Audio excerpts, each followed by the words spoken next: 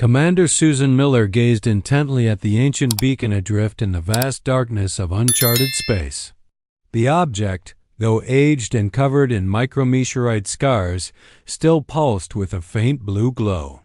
Its metallic surface was carved with an array of alien scripts, hundreds of them, some easily recognized, others untranslatable even by the ship's most advanced linguistic algorithms. Despite the diversity of the languages, the meaning was always consistent, universally chilling: caution, dormant danger. Sleeping predators, do not disturb. Her fingers hovered over the console. How old is it? She asked without tearing. Her eyes from the monitor's flickering glyphs. Science. Officer Paul Davis adjusted the scanning parameters and reviewed the results again, frowning. It's ancient. Easily over 10,000 years old, Commander. And this isn't the only one. There's a perimeter of these things, dozens of them forming a full ring around this entire star sector. Commander Miller's brow creased in concern. During her 15 years of service with the Galactic Council, she'd seen her share of deep space anomalies and forgotten relics. Warning beacons weren't uncommon. They marked dangerous phenomena: collapsing stars, radioactive zones, forbidden worlds. But this? A coordinated boundary stretching around 50 entire star systems? That was unprecedented. Any records in the archives about this region? She asked. Kate Brown, their communications specialist, scrolled through layers of archived charts and mission logs. Nothing official. This entire zone is labeled as unexplored across every known council map. It's as though it was purposefully avoided. The Curiosity, their deep-range research vessel, hadn't been searching for any of this. Their original mission was far more routine, charting gravitational fluctuations on the edges of mapped space. They had stumbled upon the first beacon purely by accident. Now, they had uncovered something ancient, secretive, and potentially dangerous. A sharp ping echoed through the bridge, followed by the appearance of Admiral John Clark's stern face on the main view screen. Commander Miller, he said briskly, report. Susan straightened her posture. Admiral, we've discovered a large-scale warning system, a perimeter of ancient beacons encircling a cluster of 50 star systems. All indicators suggest it's a quarantine zone. The warnings are explicit. The area contains sleeping predators that must not be disturbed. The Admiral's eyes narrowed. Have you detected anything inside the boundary? Not yet, sir, she replied. We'd have to cross it to begin scanning within. Beside Admiral Clark, an alien with shimmering, translucent skin stepped. Forward the Zlar ambassador. His body pulsed with dark concern. I urge caution, he said, his voice smooth and melodic. Many civilizations across the stars have legends of cursed sectors, places whispered about but never explored. If these warnings have endured for over 10 millennia, there must be a reason. Clark waved the concern aside with an irritated grunt. We don't build policy on bedtime stories and superstition, Ambassador. The Council's mission is to explore and understand every corner of our domain. Commander, you are authorized to investigate, but with extreme caution. Cross the boundary. Maintain alert status. Report any anomalies immediately. Yes.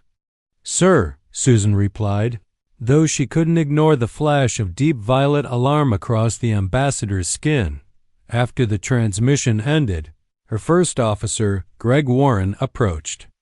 Orders, Commander? She took a slow breath. Plot a course beyond the perimeter. Minimum speed. All passive sensors only. Let's find out what's inside this ghost zone. The Curiosity slipped past the ring of ancient beacons, each one silently spinning like a forgotten sentinel. For 3 days they scanned empty star systems, barren worlds, and cold space debris. Nothing stirred. Nothing called out. Then, on the 4th day, something changed. Commander, Kate said, her voice tight with excitement. "We're detecting signals from the third planet in the next system. Strong artificial signatures, complex structures, power emissions. It's inhabited, or at least it was." Paul Davis's brow furrowed over his console. "Most of the power readings are minimal, maintenance level only. But their tech is unlike anything we've cataloged. Possibly level 8 or 9. Susan's heart skipped a beat. Humanity itself was barely classified as a level 6 civilization. Any life signs? Paul refined his readings. Yes, but they're not active. The biosigns are in a suspended state global stasis. The entire planet is wrapped in a web of preservation fields.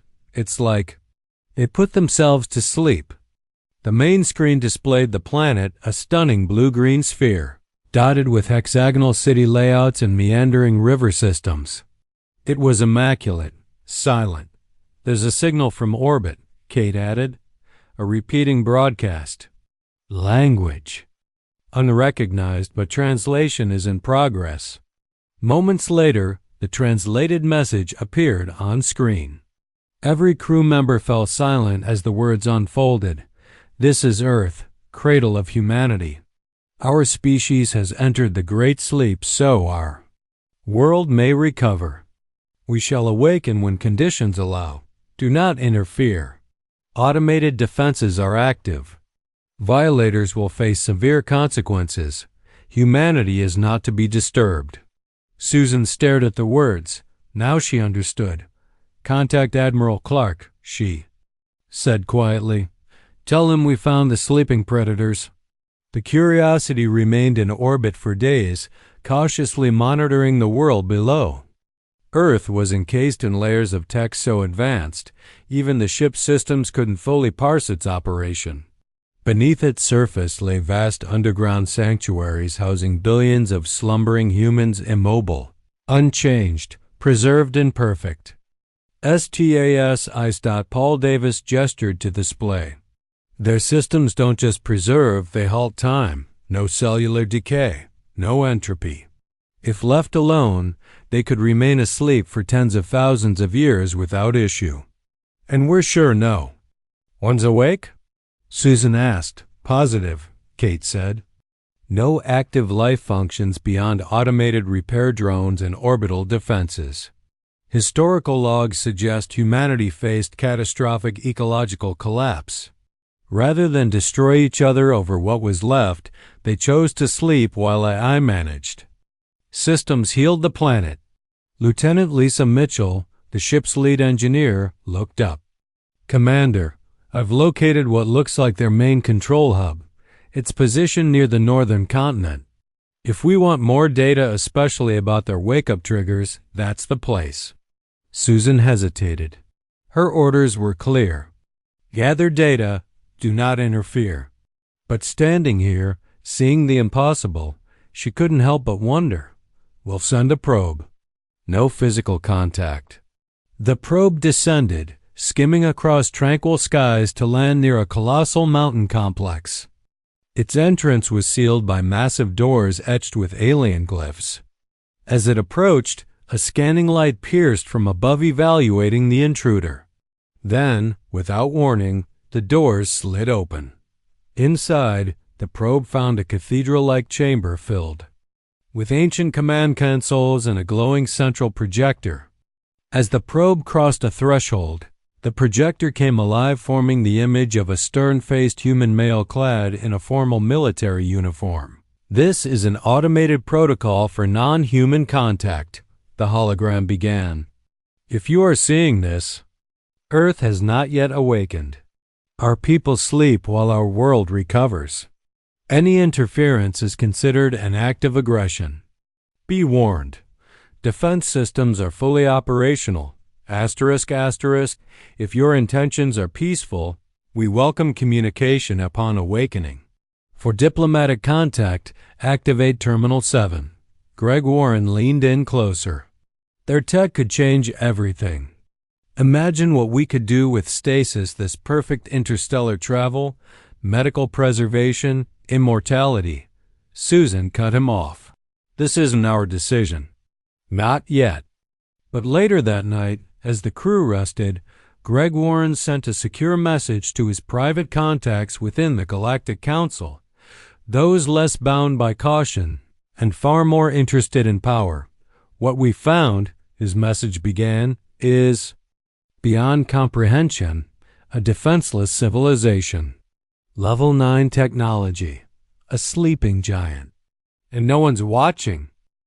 Sergeant Steve Rogers moved to secure the aliens' weapons while Corporal Maria Rodriguez accessed the facile defensive systems. Colonel Maria called out, "I have access to the global network defense grid as online orbital weapons are tracking all alien vessels." The alien leader's translation device couldn't hide the panic in his voice. "Please, there are innocent researchers here. We were told your people were harmless. That was your first mistake." Frank said, "Now tell me where your main base is located." Before the alien could answer, Olivia looked up from her consolescence on getting reports from other facilities. General Alan Peterson has awakened at Central Command.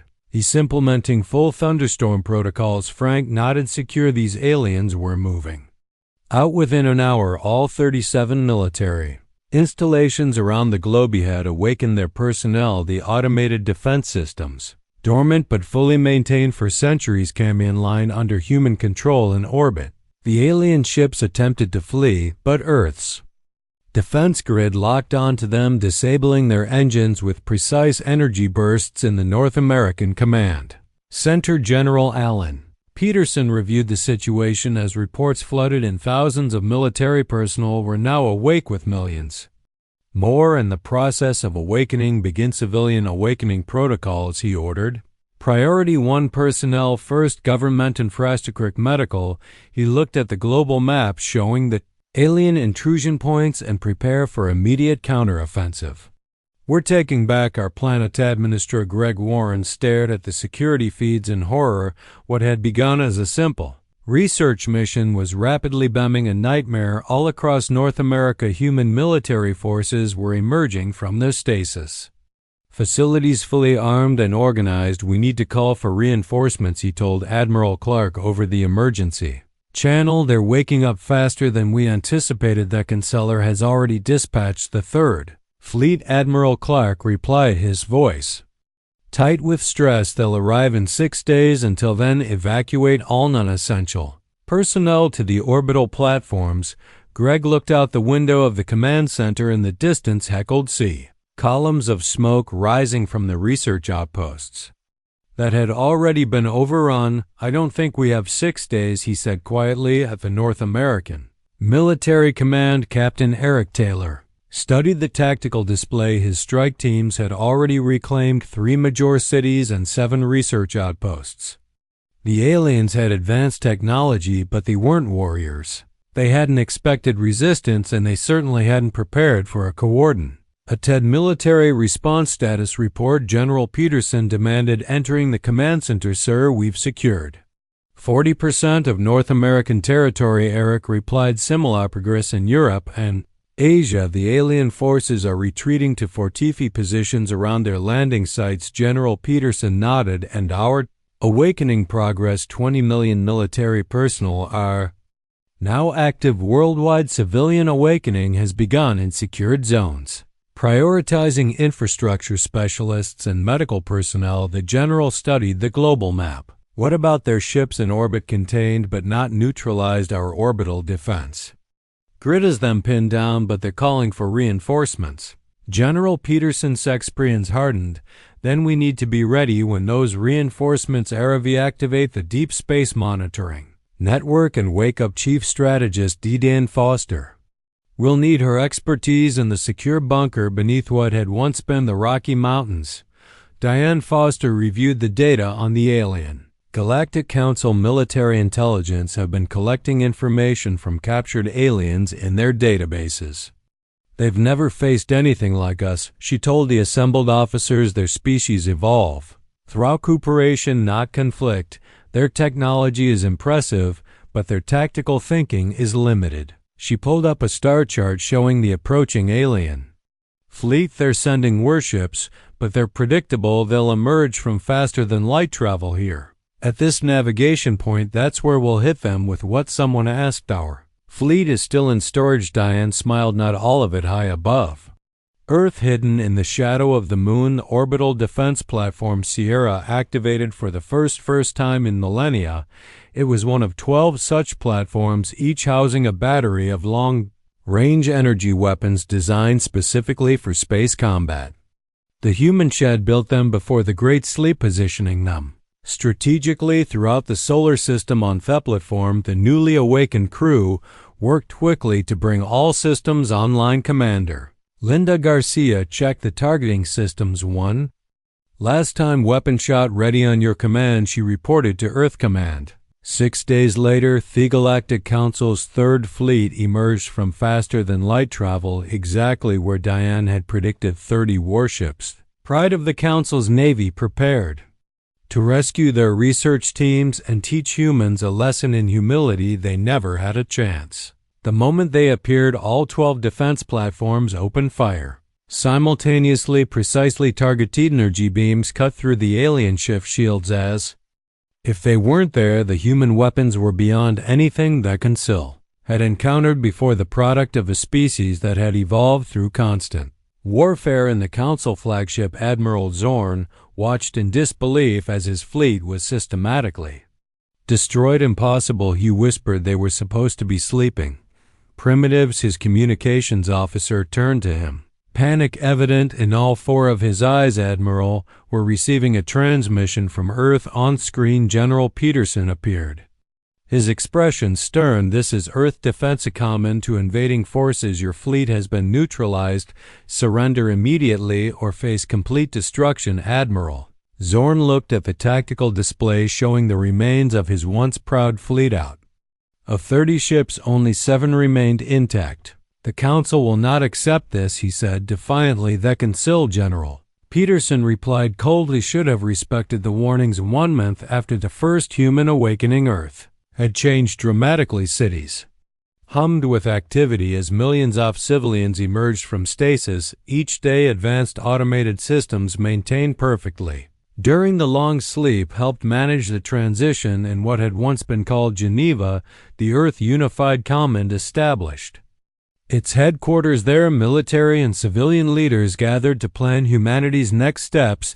The immediate threat has been contained. General Peterson reported to the newly formed Defense Council. All alien research bases have been captured and the remaining ships in our orbit have surrendered. President Lavra Bennett, awakened just 2 weeks earlier from the government stasis facility, nodded grimly, and the prisoners, over 2,000, including Admiral Clark and Administrator Warren, they've provided valuable intelligence about this Galactic Council. Lieutenant William Jackson stepped forward. His team had been analyzing the alien databases recovered from their ships and bases.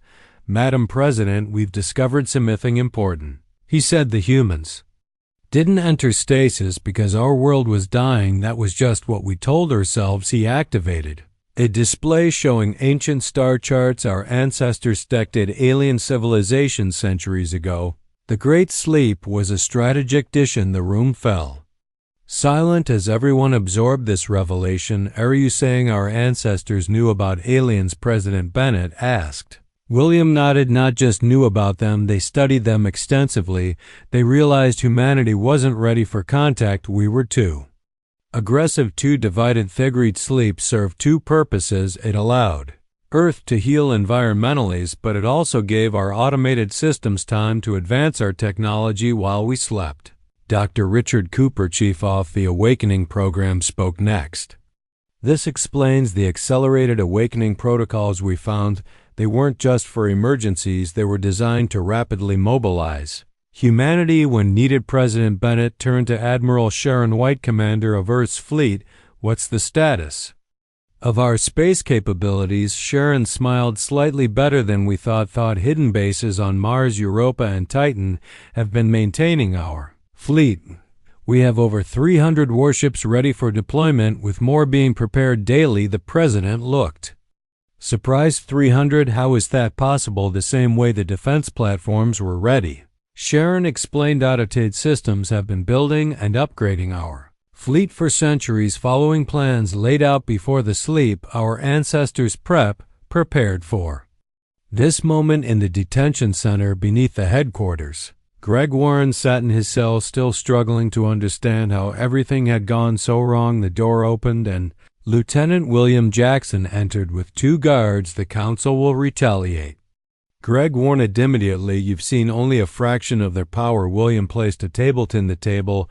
Actually, we've been going through your databases. The council isn't as powerful as you believe. They've never faced a real war, just minor conflicts and police actions. Greg shook his head.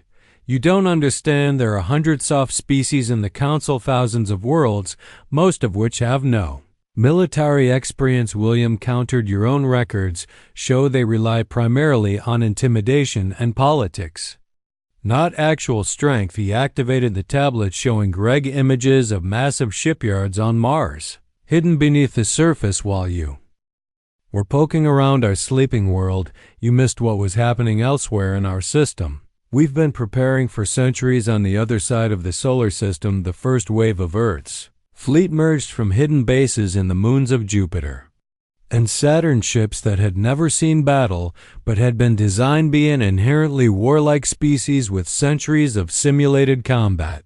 Testing Captain Steve Rogers stood on the bridge of the flagship Defender watching as his battle group formed up. 100 ships crewed by humanity's finest, freshly awakened and eager to show the galaxy why the warnings have been posted. All ships report ready, Captain, his executive officer reported. Steve nodded, thinking of the ancient warnings that had been ignored. Set course for the Proxima Centauri shipyard. It's time. The council learned why they should have let us sleep. The fleet accelerated toward the jump point, humanity's first step into a galaxy that had foolishly awakened them. In the detention center, William stood to leave but paused at the door. Your people asked why there were warnings about us throughout the galaxy. You should have wondered who put them there. Greg looked up, confusion on his face. We did, William said simply. Humans placed those warnings knowing that someday someone would ignore them, and now we'll show your council exactly why. Chancellor X Sturian slammed his tentacle against the council table, sending ripples of shock through the assembled delegates. How is this possible? He demanded. You told me they were primitive sleepers, easy to control. Admiral Zorn, one of the few survivors from the Third Fleet, disinterested with his head bowed. The intelligence was wrong, Chancellor. Their technology far exceeds our estimates. They destroyed 23 of our ships in less than 6 minutes. The council chamber erupted in panicked voices. Representatives from 100 worlds spoke over each other, demanding action, protection, or immediate peace and negotiation. Silence. Chancellor Vexen shouted. When quiet returned, he turned to his military advisors. What are our options? The chief defense coordinator, a gray-skinned being from a heavy-gravity world, stepped forward.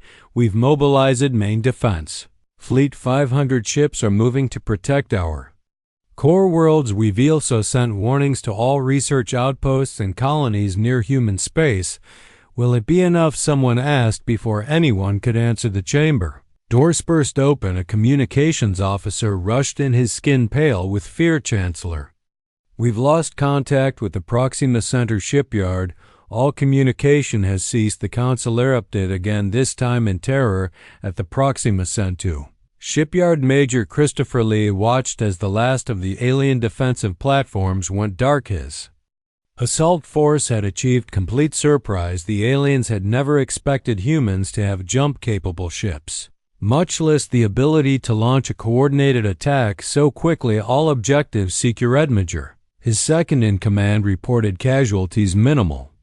The shipyard is ours. Christopher nodded, looking at the massive alien installation. The shipyard stretched for kilometers with partially built vessels still held in construction cradles. It was the largest manufacturing center in this sector. Off space, capable of producing dozens of capital ships per year. Begin Phase 2, he ordered. I want our engineering teams downloading everything. Ship designates navigation Charts weapon specifications, everything, as his troops secured the facility. Christopher received a transmission from Earth Command. General Peterson's face appeared on the screen. Status report, Major. Shipyard secured, sir. Minimal resistance. Weren't prepared for us. The general nodded. Excellent. Your next target is their communications hub in the Alpha Centauri system. Captain Rogers will run Devo with your forces in 12 hours on Earth. Professor Henry Brooks sat in his laboratory surrounded by captured alien technology and historical records.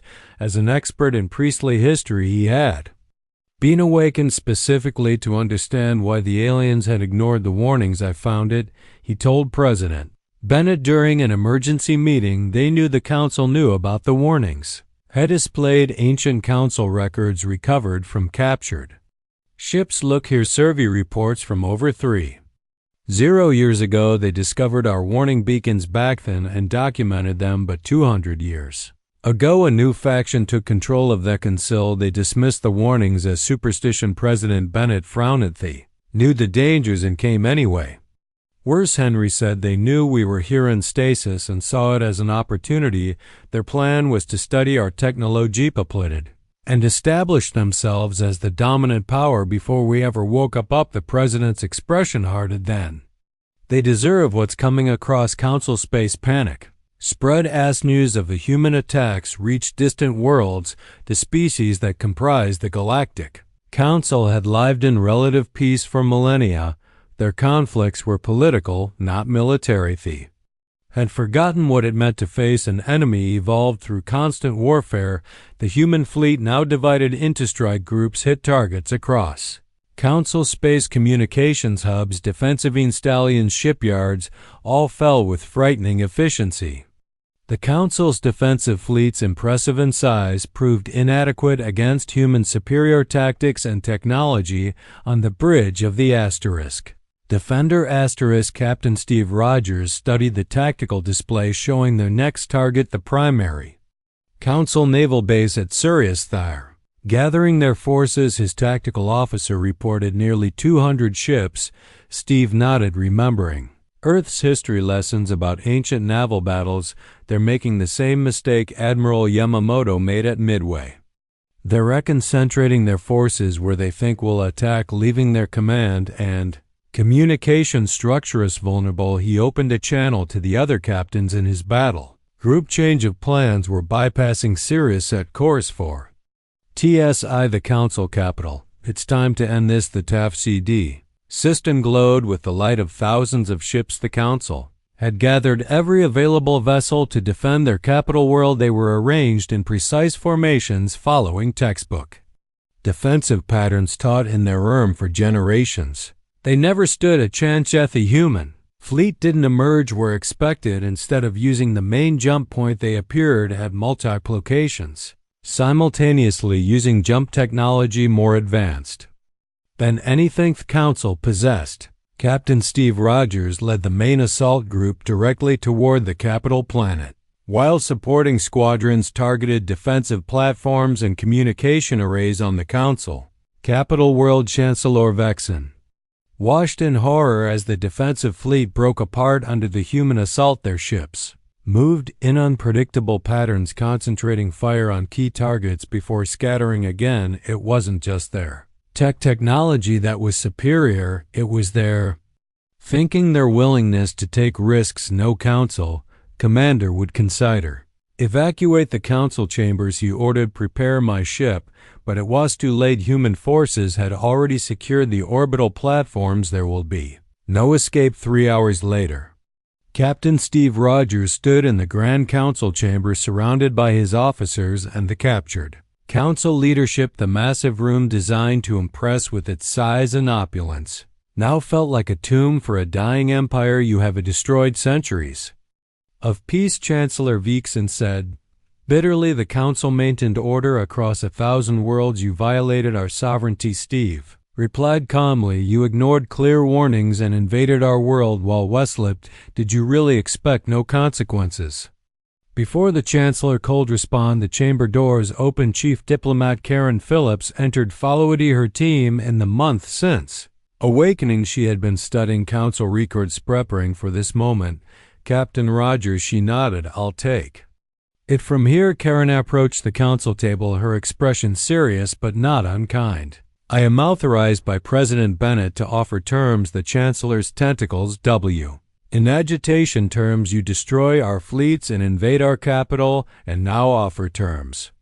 Yes, Karen said simply, because unlike you, we understand the value of peace. Real peace built on mutual respect, not dominance and exploitation. She activated a display, showing a map of council space with human-controlled territories clearly marked. These sectors will now form a buffer zone between our civilizations. The council will withdraw all military forces from these regions. All research outposts studying human technology will be dismantled, and you will return any information already gathered about our people. And if we refuse, the Chancellor asked. Karen's expression didn't change then. Captain Rogers continues his campaign. The room fell silent as the council representatives looked at each other. They had no choice, and they knew it. 1 month later, General Daniel Murphy stood on the observation deck of the new human outpost at Alpha Centauri. Below him, construction ships were building